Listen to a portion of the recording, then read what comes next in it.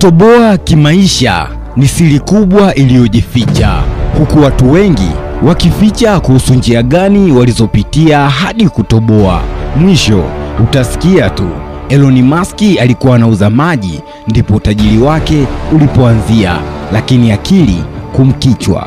Na katika kutoboa kimaisha kuna makundi mawili hapa.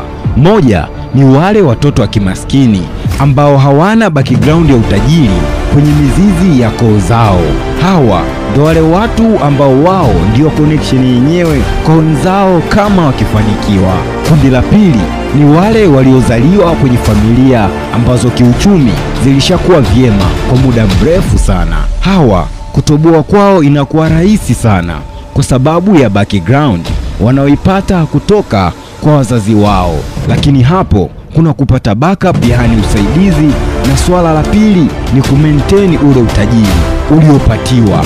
Hapa ndipo kuna watofautisha wengi, yaani wale waliotoka familia za kitajiri ambao sio matajiri na wale matajiri waliotoka familia za kitajiri. Yawezekana na kuchanganya, ila twende bega kwa bega nikupe mifano halisi, nadhani utanielewa. Siri ya matajiri waliotoka kwenye familia za kitajiri ni kuwa na mikakati na utayari wa kuendeleza kile walichopatiwa na familia zao, kuliko kuweka starehe mbele, yaani wanatumia tu walichopatiwa bila kuongeza kitu kwenye walichopatiwa. Leo tupo na mfano halisi wa hili. Huyu si mwingine ni Mohamed Dewji, maarufu kama Mo Dewji, mfanyabiashara na bilionea kutokea Tanzania ambaye amewahi kuwa mwanasiasa katika kipindi fulani cha maisha yake. Mohamed alizaliwa tarehe 8 Mei 1975 katika eneo la Ipembe mkoani Singida, akiwa mtoto wa pili kati ya watoto 6 wa Ghuram Abbas na Zubeda Dewji. Familia yake inajulikana kama Waislamu wa Shia 12 ambao mababu zao walihamia Afrika Mashariki kutokea Gurajati, India mwishoni mwa miaka ya 1800. Mo Dewji alizaliwa katika mazingira ya kawaida. Wakati wa kuzaliwa kwake, familia ilikuwa bado katika hali ya chini kiuchumi. Alikumbana na changamoto za kiafya alipokuwa mtoto, ambapo alinusurika kifo kutokana na kitofu chake kuzunguka shingoni. Kitaalamu hali hii inaitwa Nuchakod, ila matibabu ya kitaalamu na maombi yalimponya kutoka kwenye tatizo hilo. Baba yake alifanikiwa kuanzisha duka la familia ambalo lilikuwa na kuwa kampuni kubwa ya kuagiza bidhaa nje. Mo Dewji alipata elimu yake ya msingi katika shule ya msingi ya Arusha na baadaye akahudhuria shule ya kimataifa ya Tanganyika IST jijini Dar es Salaam kwa elimu ya sekondari. Mnamo mwaka 1992 alihamishiwa Marekani kwa masomo zaidi, ambapo alisoma katika chuo cha golfu cha Arnold Palmer huko Florida kabla ya kuhamia kwenye shule ya upili ya Saddlebrook huko New Jersey. Alihitimu kutoka chuo kikuu cha Georgetown mjini Washington DC mwaka 1998 akiwa na shahada katika biashara ya kimataifa, fedha pamoja na teolojia.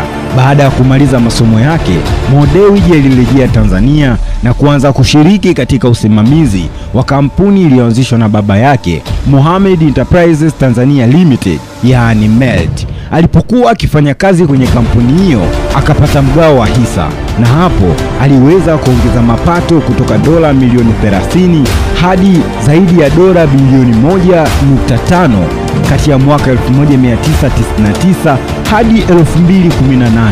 Kampuni hii inajihusisha na viwanda mbalimbali ikiwa pamoja na chakula, vinywaji, nguo, mafuta, nishati, simu za mkononi na huduma za kifedha. Hadi kufikia sasa anamiliki 75% ya hisa zote za MELT. Kwa mujibu wa jarida la Forbes lililotolewa mwaka huu, utajiri wake unakadiriwa kuwa kati ya dola bilioni 2.2, akipanda nafasi 5 kutoka nafasi ya 16 hadi ya 11 na kuwa mmoja wa matajiri wakubwa barani Afrika kwa sasa. Mbali na shughuli zake za kibiashara, Mo Dewji pia ni mpenzi mkubwa wa michezo, hasa soka, akiwekeza katika klabu maarufu nchini Tanzania, klabu ya Simba Sports, ambapo amekuwa mdhamini mkuu tangu mwaka 2016. Katika kipindi hiko amekuwa akiisaidia klabu hiyo kwa fedha nyingi ili kuboresha uendeshaji wake pamoja na usajili wa wachezaji bora. Kwa niaba ya wanasimba wote, naomba kuchukua fursa hii kumshukuru na kumpongeza sana Mheshimiwa Rais wa Jamhuri ya Muungano wa Tanzania Dr. Samia Suluhu Hassan. Dewji alitangaza nia yake ya kununua hisa 46% za klabu hiyo kwa kiasi cha shilingi bilioni 20.2. Lengo lake ni kuhakikisha klabu hiyo inakuwa mshindani mkubwa ndani na nje ya nchi kupitia uwekezaji mzuri, lakini mchakato huo bado haujakamilika. Tumekuja na vigelegele, tutaondoka na vigelegele. Kwa ujumla, Mo Dewji ni mfano bora wa mtu ambaye ameweza kutumia elimu yake pamoja na fursa zilizopo nchini Tanzania kufikia mafanikio makubwa kiuchumi, huku pia akichangia maendeleo katika jamii kupitia shughuli zake za hisani. We want to champion manufacturing, but we have to understand Africans cannot compete with China or India because there's a lot of infrastructure they have. Mimi ni tajiri wako wa maandiko, niite Gerald Christopher, mwana wa Kadinya Festiboni wa Kingoni, kisha uje kusimulia vizazi hadi vizazi, kwa kuna siku nilikuhadithia haya.